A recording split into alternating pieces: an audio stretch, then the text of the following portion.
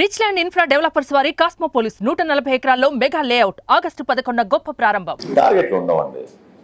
అవసరాన్ని బట్టి ఎవరైతే అర్జీ పెట్టుకుంటారో వాళ్ళ అర్హత ఉంటే ప్రతి ఒక్కరికి మేము రేషన్ కార్డు ఇస్తాం. చెప్పండమ్మా. సార్, బెంగళూరు పర్యటనలో పవన్ కళ్యాణ్ కామెంట్స్ చేశారు. ఇంతకుముందు 40 ఏళ్ల క్రితం హీరోస్ చెట్లను కాపాడండి అని ఇచ్చేవాళ్ళు మెసేజ్. ఇప్పుడు చెట్లను నరికి స్మగ్లింగ్ చేయండి అని చెప్తున్నారు. అలా ఉంది మన సినిమా అని. అంటే ఇండైరెక్ట్ గా పుష్ప సినిమా మీద ఆయన సెటైర్స్ వేశారు. అల్లు అర్జున్ కి ఇది కౌంటర్ అని ఒక చర్చ నడుస్తుంది.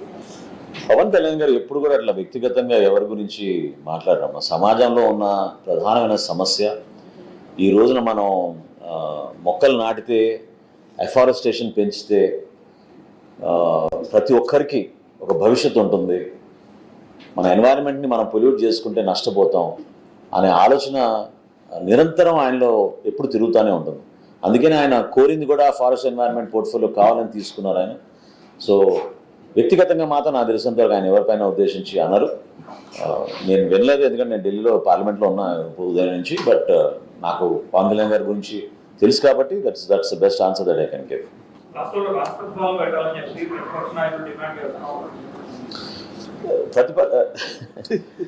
రాష్ట్రపతి పాలన దేనికి పెట్టాలండి?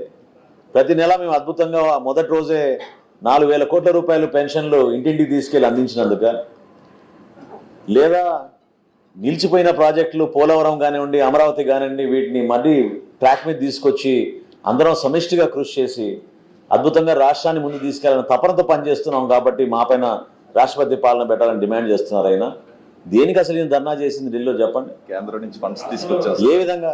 కనీసం కేంద్ర ప్రభుత్వం నుంచి మొట్టమొదటిసారి బడ్జెట్లో ఆ విధంగా ఒక భరోసా కల్పించే విధంగా కష్టపడి నాయకత్వాన్ని కలిసి ఇది సమిష్టి బాధ్యతగా మేము భావించి ముందుకెళ్తుంటే మీరు రాష్ట్రపతి పరిపాలన పెట్టమనేది దేనికి?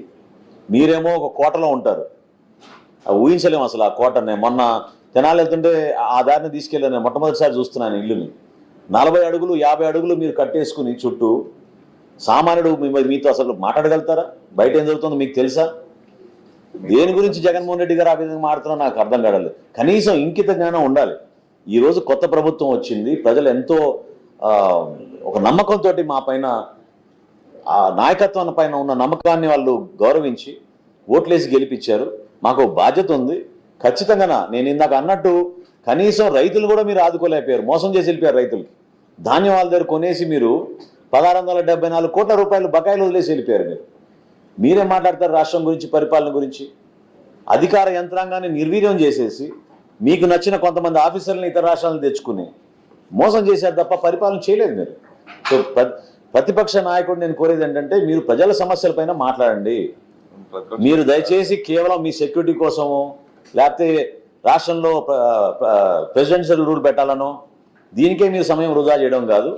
ప్రజలు ఏమైతే ఇబ్బంది పడుతున్నారో, ప్రజలకి ఎటువంటి సమస్యలపైన మీరు ఒక బలం ఇవ్వాలో, నిలబడాలో ప్రజల పక్షాన మంచి సూచనలు ప్రభుత్వానికి ఇచ్చే విధంగా మీరు మార్చుకోవాలి మీ పద్ధతిని. కానీ కేవలం విమర్శించడానికి కోసం, లా అండ్ ఆర్డర్ విషయాల గురించి మీరు అనవసరంగా మాట్లాడడం ఏమాత్రం కూడా సబబు కాదు. సుమన్ టీవీలో మీ పర్సనల్ అండ్ బిజినెస్ ప్రమోషన్స్ కోసం కింది నెంబర్కి కాంటాక్ట్ చేయండి.